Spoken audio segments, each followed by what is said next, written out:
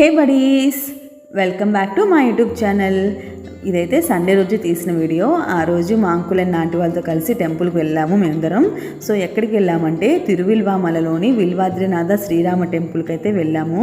నిజంగా టెంపుల్ అయితే చాలా అంటే చాలా బాగుంది. సో మేము వెళ్ళే దారిలోని ఇక్కడ మా అంకుల్ వాళ్ళది పాత హౌస్ ఉంటే అది కూడా నేను షూట్ చేశాను. సో ఇప్పుడైతే అక్కడ ఉండట్లేదు. సో మేమైతే చతుర్థి నుండి ఎర్లీ మార్నింగ్ 8కి స్టార్ట్ అయ్యాం. సో చతుర్థి నుండి తిరువిల్వామలకి 20 కిలోమీటర్స్ డిస్టెన్స్ అనమాట.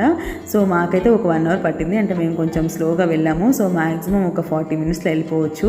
సో ఎర్లీ మార్నింగ్ నుంచి అసలు వర్షం కూడా బాగా పడుతూనే ఉంది. అండ్ కూడా కొన్ని ప్లేసెస్లో పడుతుంది అండ్ కొన్ని ప్లేసెస్లో పడట్లేదు. అండ్ ఇదైతే టెంపుల్ బయట పార్కింగ్ ఏరియా.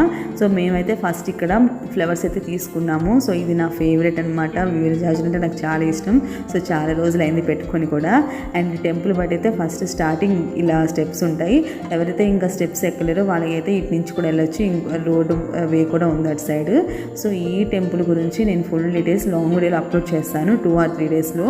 సో ఇక్కడ టెంపుల్లో లోపలికైతే కెమెరా నాట్ అలౌడ్ అనమాట. అలాగే వెస్ట్రన్ వేర్ కూడా నాట్ అలౌడ్, ఓన్లీ ట్రెడిషనల్ వేరే.